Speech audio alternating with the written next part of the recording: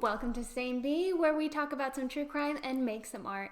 Today I'm especially excited as we have a bee-themed true crime case, and like always, Anna wrote me the script, and I'm super excited, so let's not waste any more time and get into it. This week we are going to look at yet another crazy heist. As I'm sure you could see from the title, this one is just a little more different than the past heists we looked at. Instead of people stealing money or jewels or paintings, this week we are stealing bees. This one is actually the biggest bee heist in California history, with 2,500 hives, which were worth about $875,000 were stolen. California is the world's leading producer of almonds, and the industry has only grown as Americans become the world's leading consumer of almonds. This industry is worth almost $11 million. Fun fact, the average American consumes about 2 pounds of almonds annually. Also, almond milk consumption has increased 250% in the past 5 years. So either a lot of people are realizing that they are lactose intolerant, or they just prefer almond milk over cow milk. Personally, I just really like almond milk, especially unsweetened vanilla almond milk. Ugh. Also, it freaks me out drinking like an animal's milk, because you wouldn't go around drinking like human milk. Why are we drinking other animals' milk that they would feed their young? Like, I don't know. It's just a weird concept to me. Anyway, in order to produce all these almonds for the country, this is where the honeybees come in. Beekeepers across the U.S. make a little extra profit by leasing their bees to the almond farmers in California. According to the California Department of Agriculture's Ag Report, 1 million acres of almond blossoms require about 2 times as many hives. And with 6,800 almond farms in California, billions of bees are needed to pollinate all those blossoms.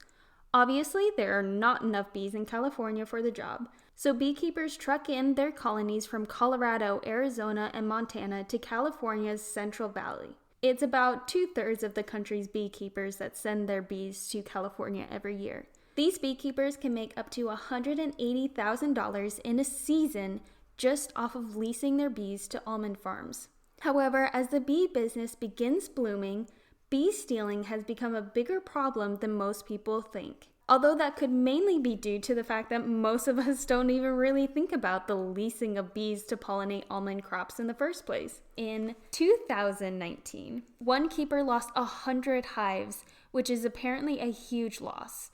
The bees themselves were worth $20,000, and the pollination services would have been another $20,000. So that guy must have been a little bit upset by that. But it wasn't just this guy. A lot of beekeepers all over the country reported that they were also missing hives. And based on the transport equipment and the specialized knowledge one needs in order to steal that many bees, authorities assumed these thieves were fellow beekeepers. People mainly steal bees to sell to farmers who are desperate for more or just to improve their colony's numbers after their own bees die.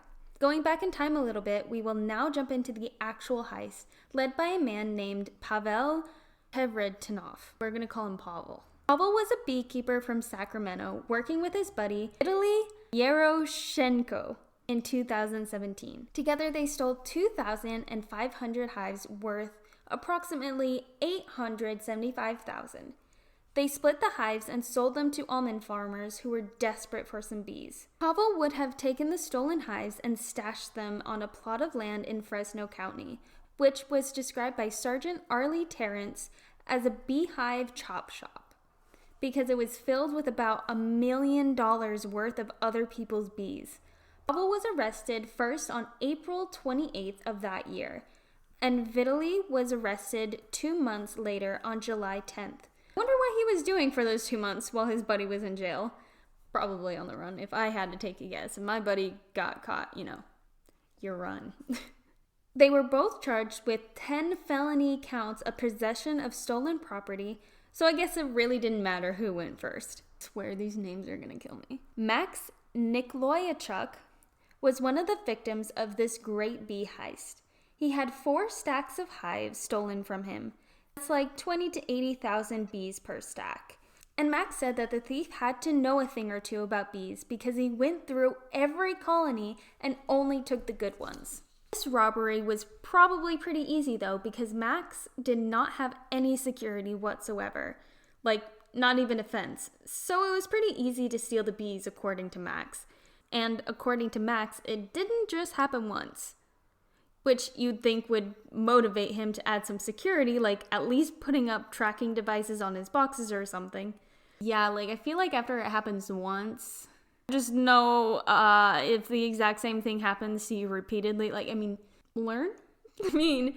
First of all, if you're thinking about stealing anything, not just bees, just don't do it, because these guys, were charged with 10 felony counts of possession of stolen property.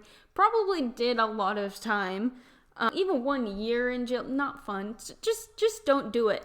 But if you continuously get something stolen from you, at least put up a fence. At least make it difficult for someone to steal from you. Make them jump a few hurdles, bare minimum. Putting like a GPS on your hives, that's just smart. I don't think that would be necessarily something really common. Just keep it on the down low.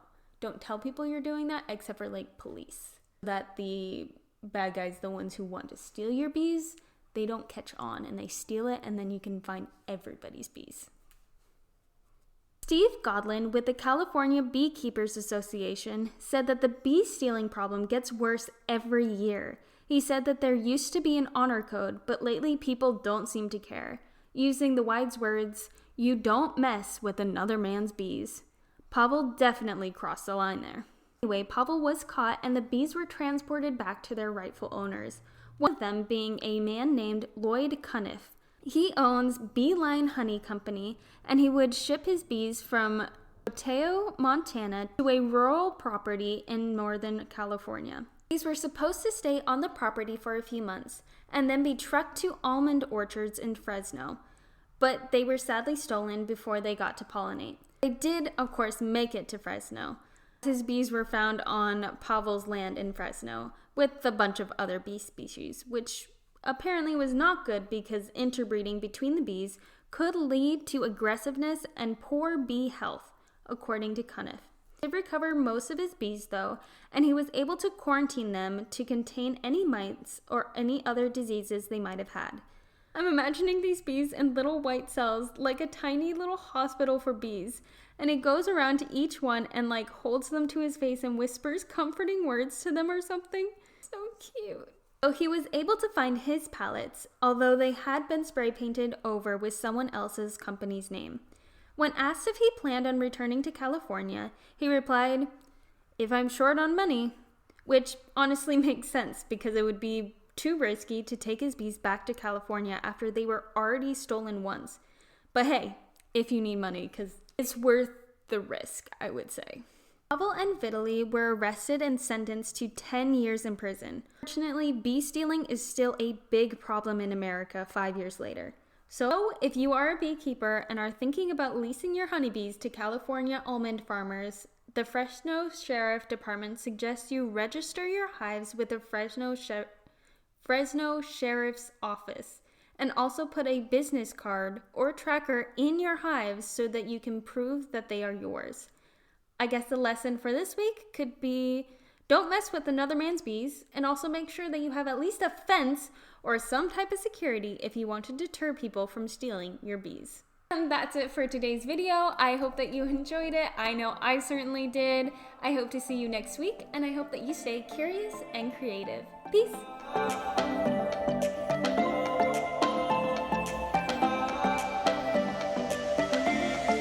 And then be trucked to almond orchard.